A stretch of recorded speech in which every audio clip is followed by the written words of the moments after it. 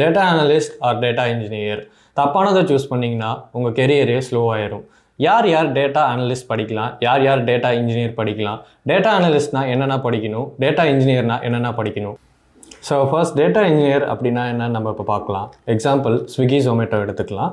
Swiggy ஜொமேட்டோவில் வர எல்லா ஆர்டர்ஸுமே பார்த்திங்கன்னா டேட்டா தான். இந்த டேட்டாவை எடுத்து க்ளீன் பண்ணி டூப்ளிகேஷன் இல்லாமல் ஸ்டோர் பண்ணுறது தான் ஒரு டேட்டா இன்ஜினியரோட வேலை.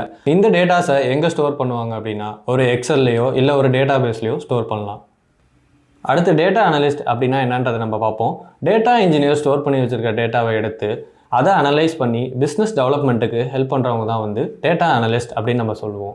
எக்ஸாம்பிள், இப்போ ஒரு மொபைல் ஷாப் இருக்குதுன்னு நம்ம வச்சுக்குவோம். மொபைல் ஷாப் ஓனருக்கு எந்த மொபைல் அதிகமாக சேலாக இருக்குன்ற டீட்டெயில் வேணும்.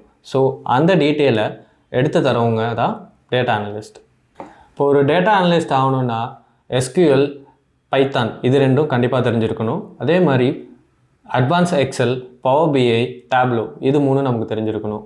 ஒரு டேட்டா இன்ஜினியர் ஆகணுன்னா பைத்தான், எஸ்கியூஎல் தெரிஞ்சிருந்தாலே போதும். ஸோ டேட்டா அனலிஸ்ட்னா என்ன, டேட்டா இன்ஜினியர்னா என்னன்றதை நம்ம இப்போ பார்த்தாச்சு. ஸோ இதில் நம்ம எதை சூஸ் பண்ணலாம் அப்படின்னா, ஒரு ஃப்ரெஷ்ஷாக இருக்கீங்க, நான் ஐடிலேருந்து ஐடிக்கு வரணும்னு ஆசைப்பட்றீங்க அப்படின்னா நீங்கள் டேட்டா அனலிஸ்ட் சூஸ் பண்ணலாம். ஸோ இதில் காம்ப்ளிகேட்டடான கொரிஸ் எதுவும் உங்களுக்கு வராது.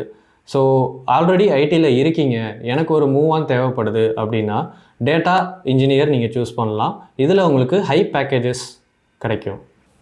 ஸோ பேக்கேஜஸ் நம்ம பார்த்தோம் அப்படின்னா டேட்டா அனலிஸ்ட்டுக்கு என்ட்ரி லெவலில் 3 to 6 LPA வரைக்கும் நம்ம எதிர்பார்க்கலாம். இதே ஒரு மிட் ரேஞ்சில் பார்த்தீங்கன்னா 6 to 12 LPA வரைக்கும் நம்ம எதிர்பார்க்கலாம். இதே ஒரு சீனியர் லெவல்னா 15 to 25 வரைக்கும் நம்ம எதிர்பார்க்கலாம். இதே ஒரு டேட்டா இன்ஜினியர் எடுத்துக்கிட்டிங்கன்னா என்ட்ரி லெவலில் 6 to 8 LPA நம்ம எதிர்பார்க்கலாம்.